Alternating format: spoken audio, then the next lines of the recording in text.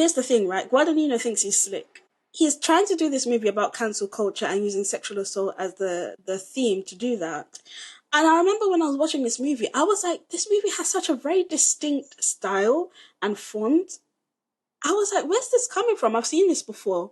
And I couldn't put my finger on it until when I was doing some research. And I realized the font that he uses in the beginning is a Woody Allen font. Oh, God. And a lot of the style of the movie is pulling from Woody Allen.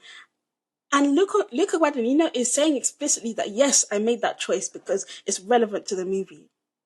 So now you've lost me because you're handling a very serious topic of ever perpetuating this narrative about people lying about sexual assault and pretending that it's this wide scale issue, which it isn't, literally, statistically.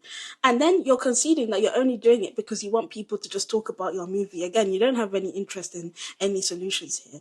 And number 3, you're going to be referencing directly somebody who has countless terrible allegations against him when it comes to sexual assault and abuse. I was furious. Now, I do think that Luca's work is intentionally often somewhat kaleidoscopic. So trying to interpret it like with a very straightforward conclusion is not necessarily always the best way to approach it. So let me flip the lens for this film, right? I have seen analysis that says that it might initially seem like this movie is an old man boomer complaining about Gen Z being too sensitive and how they're all crying wolf about sexual assault, even when they aren't. But that actually the movie is doing almost the exact opposite. That what it is in fact doing is that it's trying to demonstrate to you how the boomer generation and certain older generations are so sunken in their own unresolved and unprocessed trauma and harm that was done to them that they refuse to handle properly, and how they try and transfer that onto Gen Z or very young millennials. And when Gen Z refuse to inherit that trauma from them, they push back against it, that they almost try to punish them for that. And that the film is actually demonstrating that to you, that like it's insisting on refusing to let those characters take on these people's kind of like generational trauma, even if it means that they're kind of assholes and they're kind of quote unquote annoying, right? And I think the person that said, I could see how if you want to be very generous in how you're viewing this film, you could see it that way. And I think Luca, to some degree, as a director, he's intelligent enough to allow just enough leeway for you to interpret it that way. However, I think a pattern of behavior has been established with this filmmaker that means I personally cannot give him that much leeway in how I will interpret this kind of film. I'm not convinced. And I think any criticisms is giving for both sides are too heavily weighed towards one side for me to think that actually, no, he's trying to subvert that. I'm not convinced. And that final scene with Maggie is just the death knell for me. It's the like, I don't know how, I'm not sure how I could contort myself into watching that final scene and believing it. Because to me, with that final scene, there's so many different things that she says in that final scene that are so revelatory of what this film is actually trying to say. Hey, the fact that she's left her non-binary partner and is now with an older woman, and they make a point. They make a point of highlighting the fact that she's with an older woman. And her saying, oh, I don't know if I wanted to be with you or not, but basically just confirming for sure that she did have some kind of like sexual imprinting infatuation with her. Like, you know, Julia is not imagining it, that this girl does want her, blah, blah, blah. And she's being still kind of an asshole about all of this in the way she's talking to Alma, who is also not a good person. I don't know how this film can leave you on that note and you don't think that ultimately it's trying to critique Maggie's generation more than anybody else. This entire movie, they present Maggie as this, first of all, they say she's incompetent repeatedly, which again, as a black woman who's gone to a university like Yale, that was grating on me. Not because it's impossible to be incompetent as a black person at a university like that, but because it's so incredibly unlikely. So again, we've got this theme of Luca Guadagnino referring to these very unlikely scenarios, combining all of them into a movie that's trying to make a comment about cancel culture. It just doesn't work. She's presented as incompetent. She's presented as a spoiled rich kid.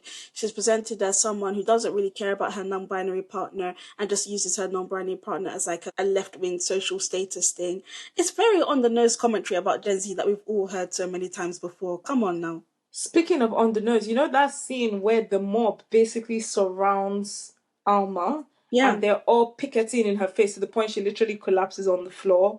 I could not believe that scene. I was like, you can't be serious with this. Like, Mm. I was like, is this going to be like a dream sequence? And I was like, and then I realized, no, this is supposed to be a scene we're taking seriously. Mhm. And I was just like, what in the most exaggerated, cartoonish idea of what older people think Gen Z are is going on here? Mhm. If anything, half of Gen Z right now have all turned into a bunch of like Trump supporting Nigel Farage supporting white supremacy. I think this blanket idea that Gen Z is just a bunch of non-binary queer black women that are taking Mm. advantages of positions in Yale and are just too Mm. sensitive is such a simplistic and lazy understanding of Lazy, what is actually going exactly. on with that generation. Exactly. Do you know that men in Gen Z men right now are more likely to harbor very, very hateful views Yeah, of women conservative and their views.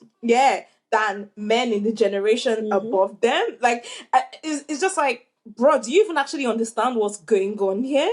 Mm-hmm. Now, they did try and maybe address that with the little thing. I don't know if you noticed it when we flash forward to the future, to 5 years in the future in 2025, and you can hear Alma watching the news or listening to a podcast talking about how Meta is rounding down his Yeah. DEI and that. The message I got from that is that they're trying to basically say that you see all this over correctness that you were Yeah. doing in 2019, 2020, it has led to this extreme backlash in 2025, so Yeah. it's all your fault. Yeah. That's the takeaway I got from that. And I was like, that's such a, how do I say this gently, white way of understanding what always happens when social progress happens. Exactly. It doesn't matter It's what you ignorant. do. It doesn't matter how nice or sweet or well packaged you try and package social progress, especially when it involves black people. Historically in America, there will always be a backlash. That has always happened. Jim Crow, Reconstruction, civil rights. This is a thing.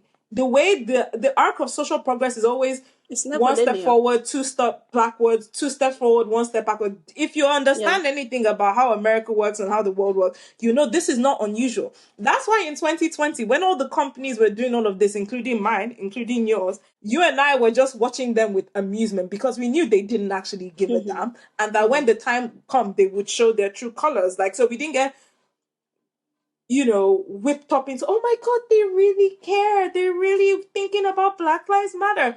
We know what it is. We know with these Mm-hmm. kind of things, they will always punish you for the social progress that they themselves joined in on as a trend. And then it repeats itself like as a cycle. So that connection that the film tries to make between the two, I think is such a like uninformed and simplistic and like unintellectual closing message that And was so there's unimpressed.